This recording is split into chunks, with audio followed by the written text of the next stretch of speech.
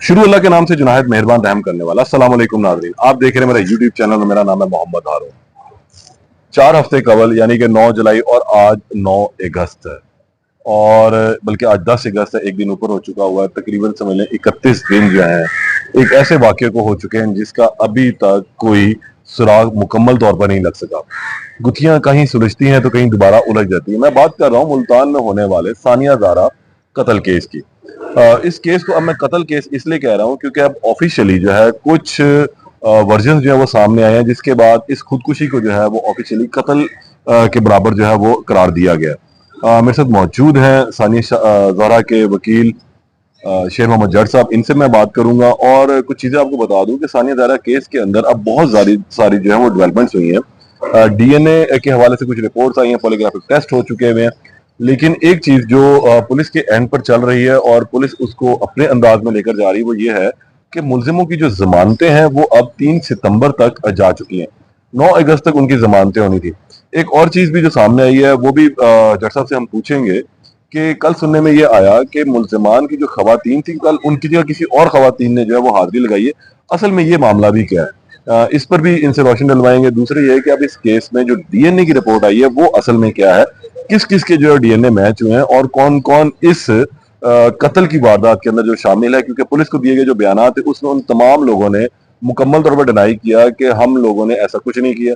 वो A to Z जो है वो बिल्कुल रटे रटाए बयान पुलिस को रिकॉर्ड करवाए गए और उन तमाम बयान के बाद जो है पुलिस ने भी अपनी हतमी रिपोर्ट जो है तैयार करनी। तहम पुलिस और हाई ऑफिसर्स जो है इस केस को लेकर बड़े ही अच्छे अंदाज में चल रहे हैं। प्रोसिक्यूशन डिपार्टमेंट और प्रोसिक्यूटर जनरल पंजाब फरहाद अली शाह जो ने एक हफ्ता कबल जो एक मीटिंग कंडक्ट की थी जिसमें उन्होंने इसके केस के जो है एसपी हजरात जो दोनों थे उनको बुलवाया, प्रोसिक्यूशन डिपार्टमेंट की जो स्पेशल प्रोसिक्यूटर है उनको बुलवाया, आयोग को बुलवाया हुआ था और खुद इस केस के ऊपर तमाम ब्रीफिंग ली।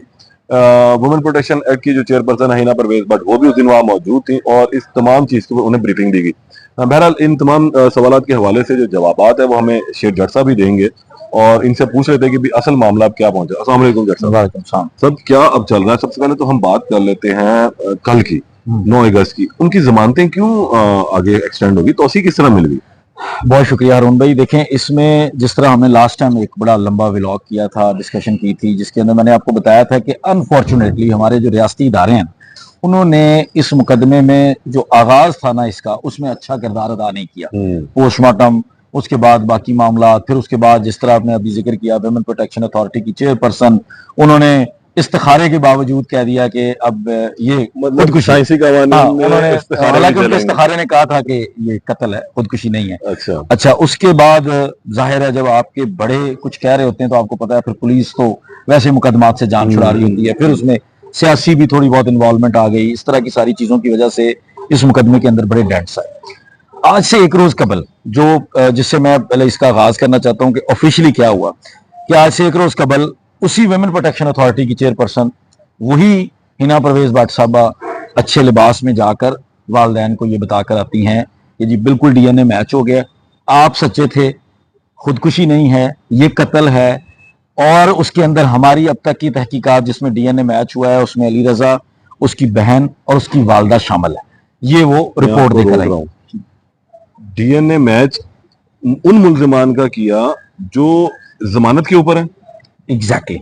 अच्छा, वो अब 3 लोग जो जमानत के ऊपर नहीं, उसमें अली रजा जो है वो तो पुलिस कस्टडी के अंदर है, वो तो रिमांड पे है। और जो 2 दूसरे मुल्जिमान है वो जमानत अबूरी के ऊपर हैं, जो वालदा और बहन है अली रजा की।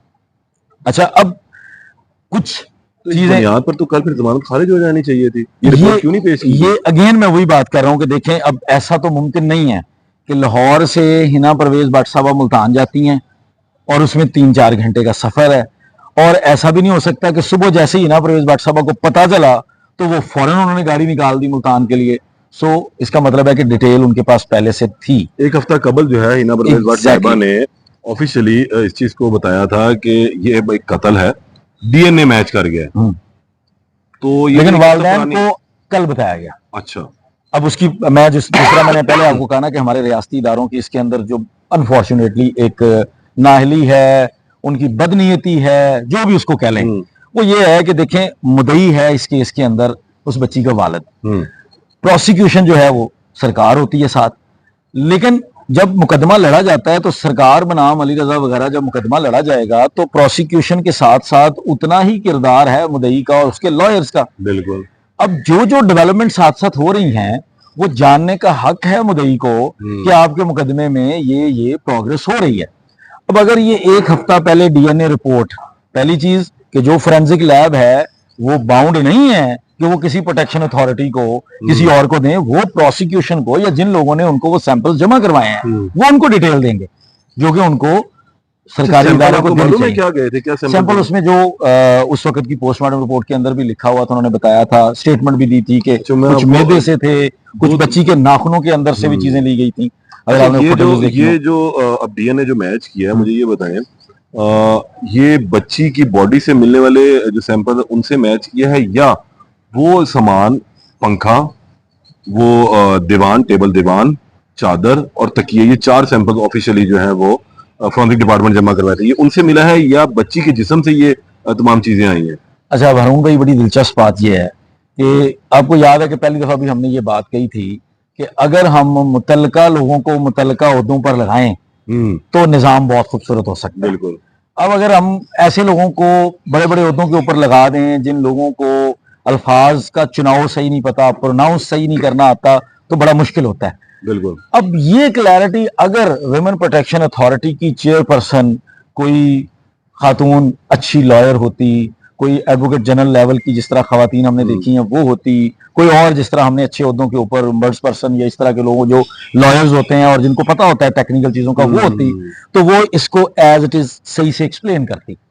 अब जो वालदैन की हद तक बताया गया उसमें यह बताया गया कि वो साफा जो बच्ची के गले के साथ और पंखे के साथ था उसके ऊपर डीएनए मिला है, बच्ची के नाखूनों के अंदर मिला है, लेकिन इससे ज्यादा कोई खास डिटेल्स उनको नहीं बताएगी। लेकिन अब ये तो कंफर्म हो गया कि ये 100% कंफर्म, 100%। अच्छा, इसके अंदर जरूरी अली रजा की बहन कंवल जिसने ये बयान दिया कि मैं रात 9:30 बजे अपने घर चले गई थी, मेरी माँ मुझे छोड़ने और हाँ, और माँ छोड़ने गई थी। तो ये अब समझ भी आ रही है ना कि उस बयान की क्या रीजन, उसकी सास ये 3 छोड़ने गई थी, ठीक है ना। अब ये समझ आ रही है ना कि रीजन क्या नहीं निकला अभी तक, उसमें स्टेट इसके अंदर नहीं आया। लेकिन जाहिर है आपको पता है कि 3 लोग अगर सिर्फ डीएनए मैच हो रहा है और अगर बाकी लोग खड़े भी हों पास या बाकी लोगों ने किसी और चीज को टच किया हो, क्योंकि वजह क्या है, देखिए पुलिस की पहली प्रोग्रेस रिपोर्ट मैंने आपके साथ शेयर की थी जिसके अंदर वो लिखा आ रहा था कि उन्होंने कोई 7 से 10 चीजें इस तरह से कब्जे में ली। पंखा था, दीवान था, चादर थी, साफा था, तकिया था, कमरे के अंदर कोई और भी जो चीजें उनको मिली। अब मुझे ये बताएं, दीवान लकड़ी का है, उसकी टांगें लकड़ी की हैं, नहीं अगर लकड़ी के ऊपर, लकड़ी पॉलिश वाली लकड़ी के ऊपर फिंगरप्रिंट उठाए जा सकते, पॉलिश वाली, ठीक है। और डीएनए उठाने का जो तरीकेकार जो फोरेंसिक का तरीकेकार होता है वो आपकी और मेरी नजर से मुख्तलिफ होता है। अगर किसी जगह से कोई ब्लीडिंग साफ भी की हो ना, उस फर्श से 10 दिन भी गुजर गए हो, महीना भी गुजर गया हो, तो फोरेंसिक उसको उठा लिया कर देता है।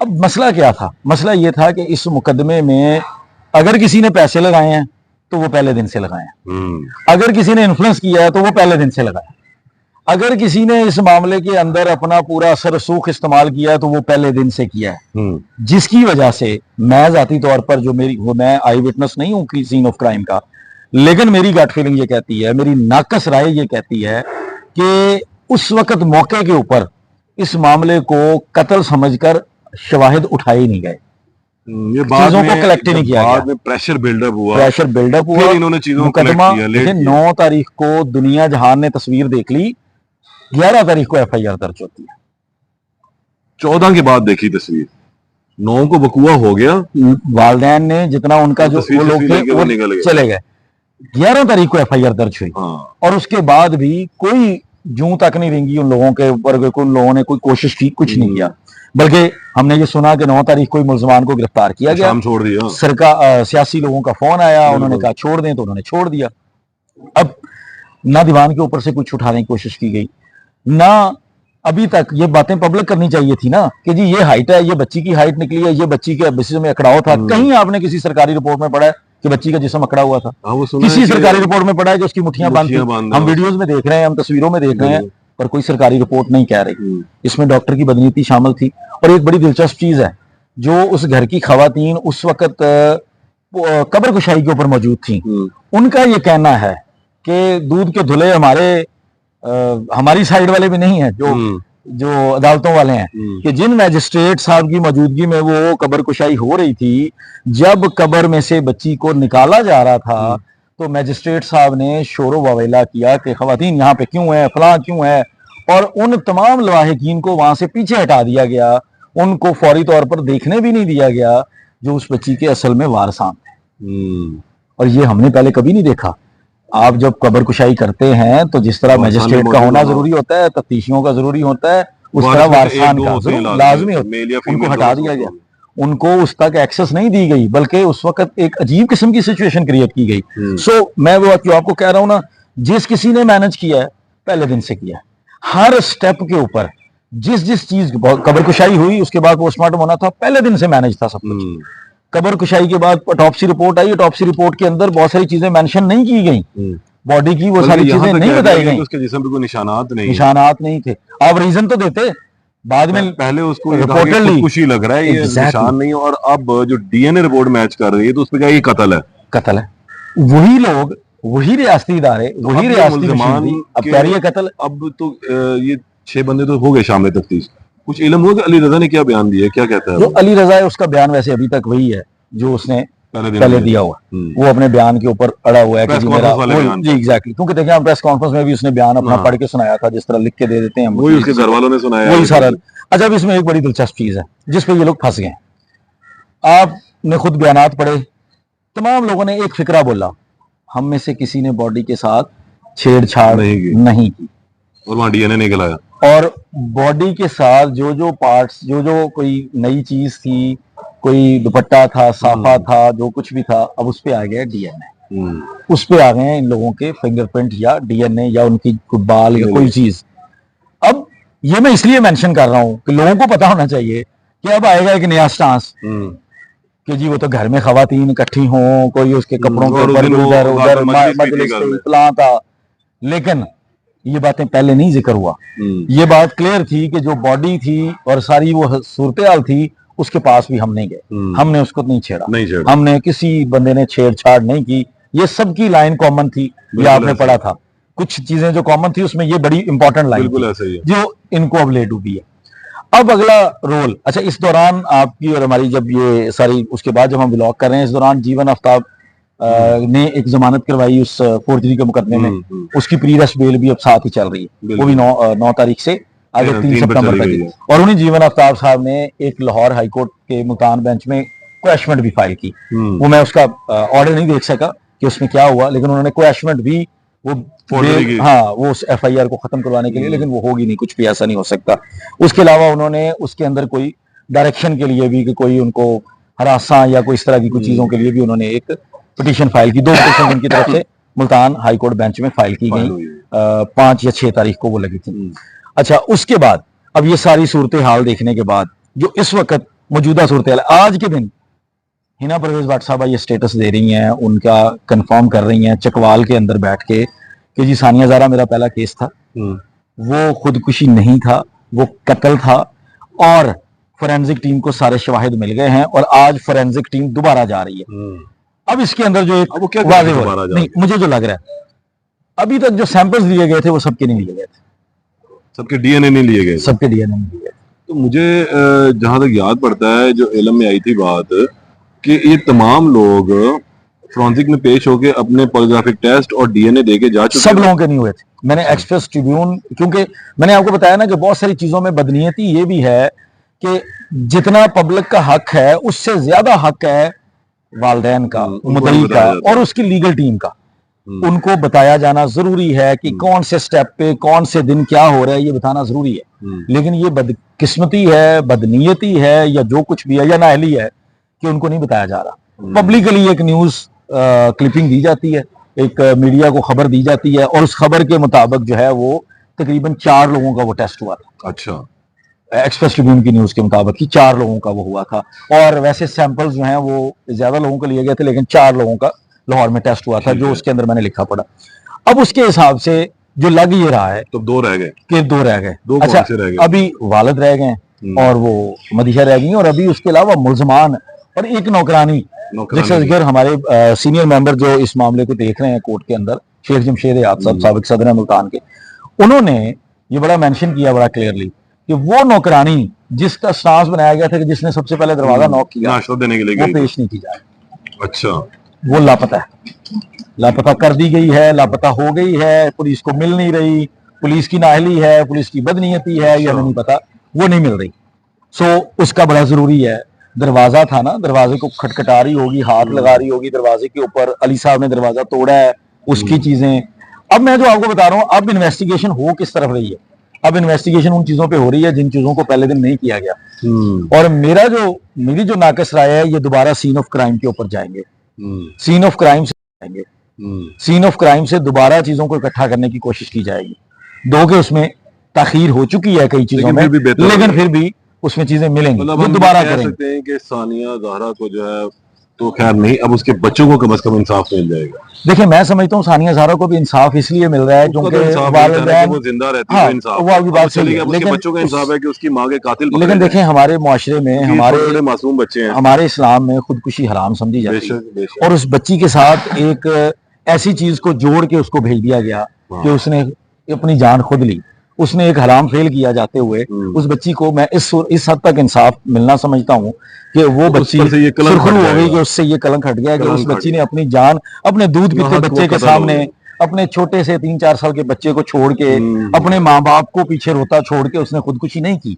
उस बच्ची की जान ली गई, बेरहमी से ली गई, उसका कत्ल किया गया, उस बच्ची की जिंदगी उससे छीनी गई। और अरुण भाई, अल्लाह बेहतर जानता है, ना आप में वहां पे ना मैं हूं, लेकिन उस बच्ची के साथ क्या क्या गुजरा, उस सारी रात के अंदर क्या क्या हुआ, वो बॉडी जो सिर्फ हमने अकड़ी हुई बॉडी देखी है तस्वीरों में, वीडियोस में, उस बच्ची के साथ क्या क्या हुआ है, वो चीजें सामने। अब ये मुल्ज़िमान 3 सितंबर तक अबूरी जमानत पर है, ऐसे ही है, ऐसे ही, और डीएनए मैच कर गया। अब आप कह रहे हैं कि 2 लोगों के डीएनए अभी होने हैं, मजीद 3 के मैच कर गए, तो अब केस तो बड़ा क्लियर हो चुका हुआ, 100% क्लियर, ओपन शट है, बिल्कुल ओपन शट। जिस तरह मैंने आपको पहले कहा था कि इस हद तक इन लोगों को, अब इनकी ज़मानतें कैंसिल होनी, पहली चीज जो क्लियर होनी जरूरी थी वो था उस वालिद का मौकफ, जिसको अब तक किसी ने नहीं माना था, मासूए आप जैसे लोग, हम लोग जो सिर्फ अपनी नाकस राय देते थे कि ये सही कह रहा है, इसके साथ जुल्म हुआ है, इसकी बच्ची को पहले कत्ल किया गया और उसके बाद उसके ऊपर अजीब अजीब इल्जामात लगाए गए हैं, उसके बैकग्राउंड को लेके, उसके हुलिये को लेके, उसकी जिंदगी की नॉर्मल जो जिंदगी गुजार रहा है उसके ऊपर लेके, उसके ऊपर इल्जाम लगाए जा रहे थे।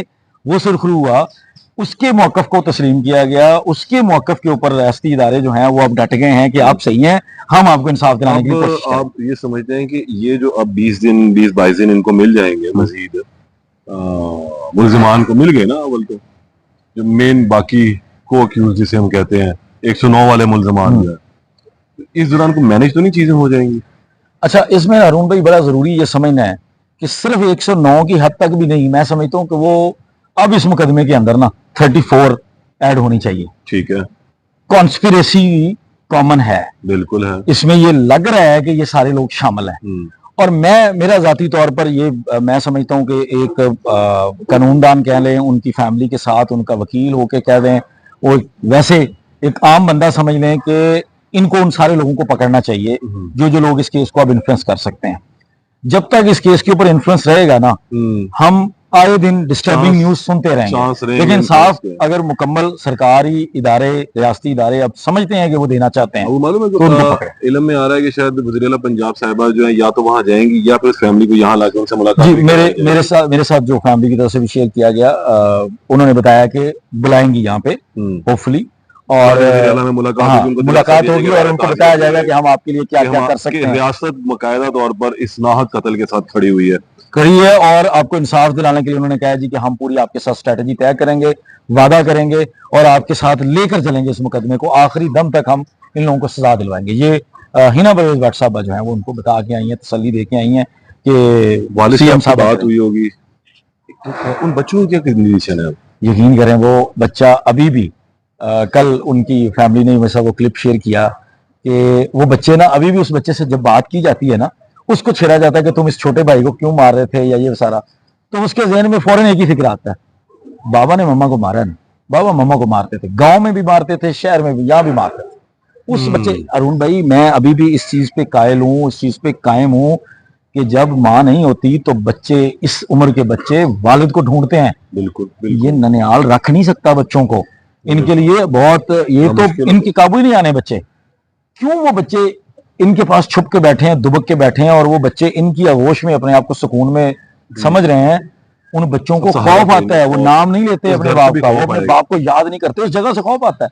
ये भी मुझे उनकी फैमिली ने बताया कि हम उस जगह से, ये इस तरह से है कि अगर यहाँ पे हम खड़े हैं असद बादशाह साहब के घर, तो इसी तरह ये एक रोड है चौकमारा से खानेवाल रोड जो कहलाता है, तो मेरे ख्याल में कोई 100-200-300 मीटर के फासले पे वो गली है, जिस गली में सामने घर है, वो वॉकिंग डिस्टेंस है, वो ज्यादा डिस्टेंस नहीं है। तो वो उस जगह से जब भी इन्होंने कहीं शहर में शॉपिंग करने के लिए या कहीं पे भी कुछ जाना है, कुछ करना है, तो वहीं से गुजरना है। तो इन्होंने गुजरा, और वो जब उसकी वालदा उस घर में होगी तो बच्चे का दिल करता था अपने घर में जाने को इससे पहले, लेकिन वो बच्चे अब उस तरफ देखते भी नहीं। बच्चों को रिश्ते हमसे ज्यादा याद होते हैं, बच्चों को अपनी जगह से बहुत प्यार होता है, और उन बच्चों की अब हालत देखें, वो तो मतलब वो कई दफा चीजें इसलिए भी शेयर नहीं करते, वो कहते हैं हमें खुद तकलीफ होती है। इस बदबख्त की हरकत से इससे अपने 4 बच्चों का मुस्तकबिल तबाह कर दिया। वो भी बेटियां, वो भी बेटियां, उन बच्चियों का तो कोई कसूर, बच्चों का कोई कसूर नहीं है, बच्चों का भी कोई कसूर जिनकी मां चली गई। एग्जैक्टली उन बच्चियों के सर से बाप जाएगा, इन बच्चों के सर से माँ बाप दोनों चले गए, खत्म कर दे। लेकिन अच्छा एक हरून भी इसमें हम और ऐड कर लेते। अब चूंकि सोशल मीडिया पर लोगों ने वो डिस्कस कर दिया है, आपको याद होगा मैंने आपके साथ कुछ शेयर किया था कि निकाह नामे के अंदर जो हक मेहर वाले मामला, हाँ वो भी यार चल रहा है, वो हक मेहर, वो लोग हमने तो डिस्कस किया था, मैं उसको चाह रहा था कि शायद ये पुलिस खुद ही इन्वेस्टिगेट करे, सोशल मीडिया पे पता नहीं इसको डिस्कस करना चाहिए कि नहीं। असल में उसमें कोई 5 एकड़ जगह है, और एक घर है जिस घर में ये रह रहे थे, इसी घर जिस घर में रह रहे हैं, और ये खकवानी स्ट्रीट कहलाती है खानेवाल रोड के ऊपर, जिस घर के अभी ये रिहायशी हैं। ये घर है और 5 एकड़ जमीन है, और उसमें बाकी 87,000 रुपया तकरीबन पेड़ है, और बाकी चीजें अभी बच्ची को मिलना थी। अच्छा, कानून क्लियर है, कानून क्लियर है कि अगर खातून क्लेम कर ले अपना हक मेहर तो बंदे को देना पड़ता है। सो ये फायदा भी है तो देना पड़ता। अच्छा, अब ये कहा जाता है कि अगर वो खुला ले लेती तो उस सूरत में खत्म होता है, खत्म नहीं होता, 50% देना पड़ता है। अच्छा, खुला भी अगर वो लेती, लेकिन अगर वो पहले क्लेम कर लेती और उसके बाद ये उसको तलाक दे देता या इस तरह का कोई मामला हो जाता जिसपे आपने अभी जो कहा है कि छोड़ देता, खत्म कर देता, वो कोई 5-7 करोड़ रुपया बनता है। तो मार दो, 5-7 करोड़ लगा दो, फिर बाहर आ जाएंगे। उसका तो प्लान था ना कि ये, और ये लिखा जाना भी, ये इतना सारा हक मेहर लिखा जाना भी, जो मैं समझता हूँ वो भी एक हनी ट्रैप काइंड ऑफ ही थी ना चीज, कि उससे बच्ची को, और देखिए हक मेहर में कोई खराबी नहीं है अगर हक मेहर ज्यादा लिखा जाता है। इस्लाम का कॉन्सेप्ट ये है कि जिस इंसान के लिए मेहर लिखा जा रहा है उसकी पर्सनालिटी के, उसकी पर्सनालिटी के अकॉर्डिंग होता है, बिल्कुल उसकी शख्सियत के अकॉर्डिंग होता है, देने वाले और लेने वाले काबिल होनी चाहिए उसके। तो वो थी, जो अपने बैकग्राउंड में भी इतना कुछ रखती थी, वो थी काबिल। तो इन सारी चीजों के बाद ये भी जो मुद्दा जो आई होप के इन्वेस्टिगेट किया होगा, लेकिन अगेन क्योंकि बदकिस्मती है वो शेयर नहीं करते चीजें, उनको पब्लिक करनी चाहिए। हर हफ्ते पुलिस की प्रेस कॉन्फ्रेंस होनी चाहिए।